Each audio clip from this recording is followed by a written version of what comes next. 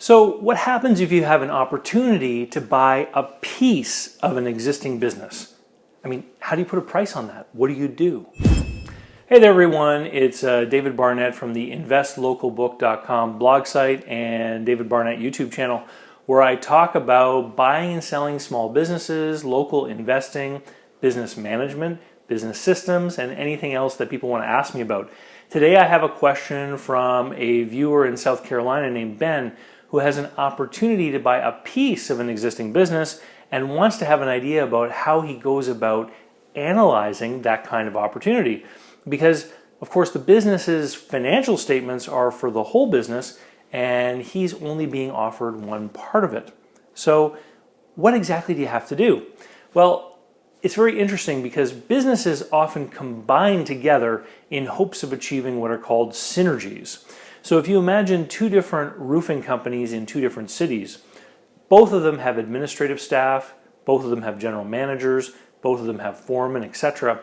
And one of those businesses might try to buy the other one and enhance the value by perhaps getting rid of some of the administrative staff. Maybe they feel they can answer the phone and conduct payroll and purchasing from their home office. They don't need to replicate those duties at the new location that they're buying.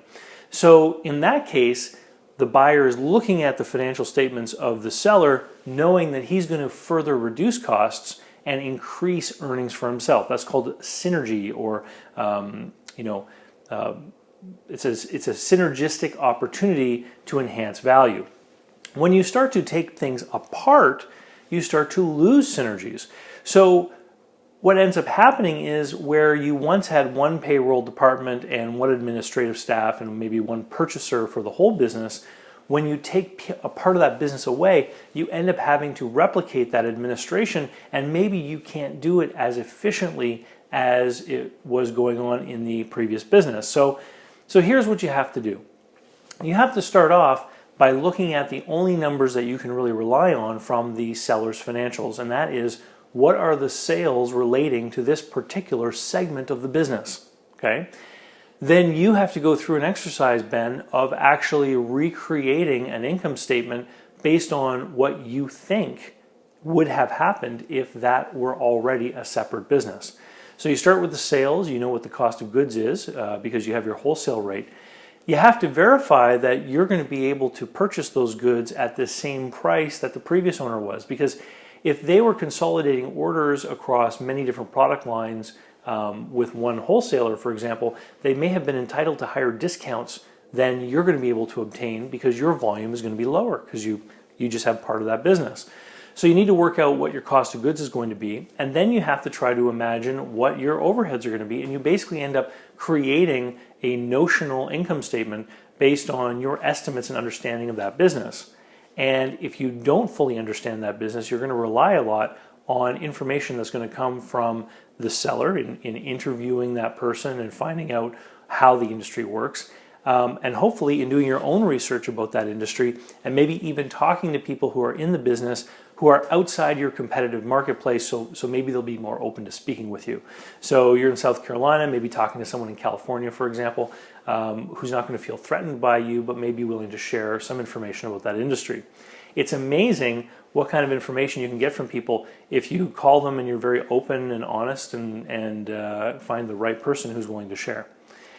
Once you've created that notional balance or notional income statement, you then have to create your own forecast and then either apply a capitalization rate or create future projections of cash flows and discount them back to present value using the weighted average cost of capital that I talked with you guys about in a previous video.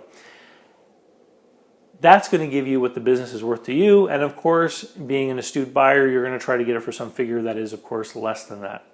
Anyway, Ben, I hope that answers your question.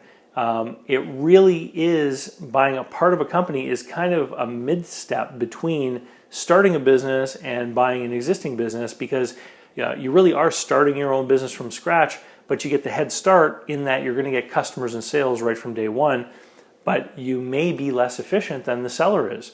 And one of the difficulties that I've seen happen in this kind of scenario is, of course, the seller thinks it's worth one thing, but when you apply your own projected costs to what it's going to cost you, and you end up with your own projected income, it's not going to be worth as much to you. That can sometimes cause some friction.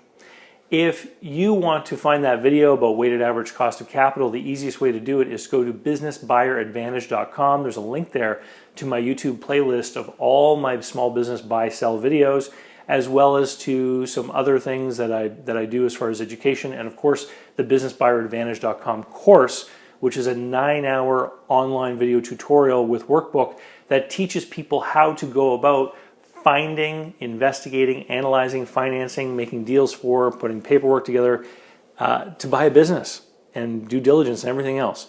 Which, if you're serious about buying yourself a business, you should go through that program. And if you need my help to buy or sell a business, don't be afraid to send me an email or give me a call at 506-381-8416. I work with people all around the world. Thanks, and we'll talk to you next time.